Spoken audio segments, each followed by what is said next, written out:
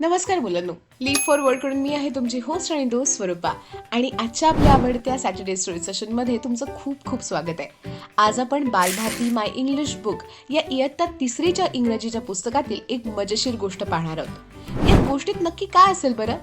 चला तर मग आज आपण रहीम अँड हिज कॅमल ही गोष्ट जाणून घेऊया. रहीम अँड हिज कॅमल म्हणजेच रहीम आणि त्याचा उंट. Rahim, it is getting dark. I'm so tired. Let's stop now. I'll put up the tent here. Then we will rest at night. अंधार पडत चाललाय. मी खूप थकलोय. आता थांबूया. मी इथे तंबू लावतो. मग आपण रात्री आराम करूया. Puts up a tent. Good night, camel. Rahim तंबू उभारतो आणि म्हणतो शुभरात्री उंट. थोड्या वेळाने कॅमल म्हणतो master, it is so cold outside. Can I put my head inside the tent? आणि उंट काय म्हणतो, मालक बाहेर खूप थंडी आहे. मी माझं डोकं तंबूत ठेवू शकतो का? रहीम म्हणतो येस, व्हाय नॉट? रहीम म्हणतो हो, का नाही? कॅमल म्हणतो master, I want to warm my neck. Can I put my neck inside? उंट पुढे म्हणतो मालक, मला माझ्या मानेला ऊब द्यायची आहे. मी माझी मान आत ठेवू शकतो का? रहीम म्हणतो ऑल राईट. रहीम म्हणतो हा ठीक आहे. कॅमल पुढे म्हणतो master, my 4 legs are so cold. May I put them inside? उंट म्हणतो मालक, माझे पुढील पाय थंडगार पडलेत. मी त्यांना पण आत ठेवू का? रहीम म्हणतो yes, you may, but now let me sleep. Rahim म्हणतो हा तू करू शकतोस, पण आता मला झोपू दे. आफ्टर सम टाइम, काही वेळाने उंट पुन्हा म्हणतो master, master, have pity on me. My chest and my belly and my back are freezing.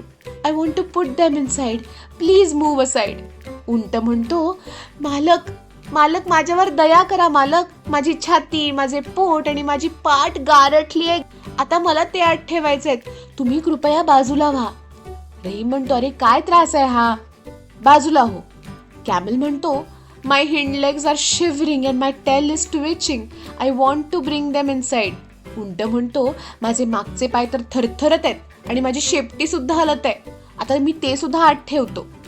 Rahim म्हणतो but the tent is small, there is no room for 2 of us. Rahim म्हणतो अरे पण तंबू लहान आहे, आपल्या दोघांसाठी इथं जागा नाही. कॅमल म्हणतो in that case master, why don't you go outside? उंट म्हणतो तर तसे असेल तर मालक तुम्हीच का बाहेर जात नाही? Pushes Rahim out of the tent आणि रहीमला तंबू बाहेर ढकलतो. रहीम म्हणतो what a selfish animal, why did I let you come inside? Rahim म्हणतो काय स्वार्थी प्राणी आहे, मी तुला आत का येऊ दिले? तर मुलांनो, आजची गोष्ट तुम्हाला समजली का? आणि या गोष्टीमधील काही कठीण शब्दांचे आता आपण अर्थ पाहूयात. पहिला आहे आउटसाइड म्हणजे बाहेर. पुढचा आहे इनसाइड म्हणजे आत. त्या पुढचा आहे 4 legs म्हणजे पुढचे पाय. त्या पुढचा आहे हिंड म्हणजे मागचा.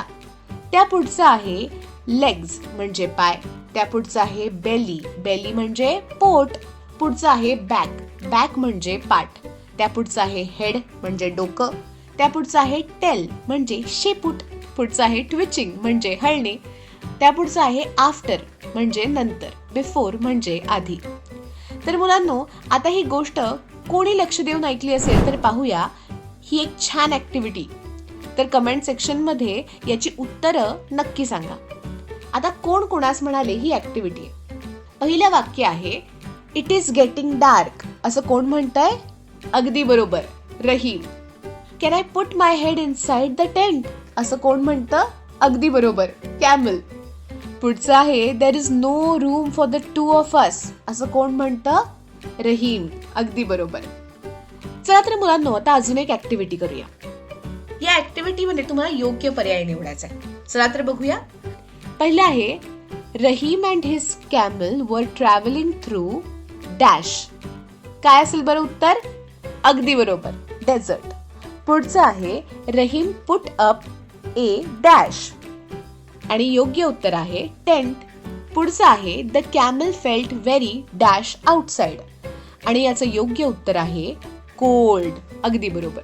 त्या पुढचं आहे द टेंट वॉज डॅश आणि याचं योग्य उत्तर आहे स्मॉल. तर मुलांनो, कशी वाटली तुम्हाला आजची ही गोष्ट? मजा आली ना? आजच्या सेशनमध्ये आपण रहीम अँड हिज कॅमल ही गोष्ट बघितली, त्या गोष्टीचा अर्थ समजावून घेतला आणि त्यावर आधारित कठीण शब्द बघितले आणि छोटीशी ऍक्टिव्हिटी सुद्धा केली. दर शनिवारी आपण अशाच मजेशीर गोष्टी, कविता आणि नवनवीन शब्द तुमच्या बालभारतीच्या पुस्तकातून शिकणार आहोत. आजचं सेशन तुम्हाला कसं वाटलं हे कमेंटमध्ये आम्हाला नक्की सांगा. भेटूया पुढच्या सेशनमध्ये. तोपर्यंत हसत राहा, खेळत राहा, अभ्यास करत राहा आणि पाहत राहा तुमचं आवडतं लाडकं सॅटर्डे स्टोरी सेशन.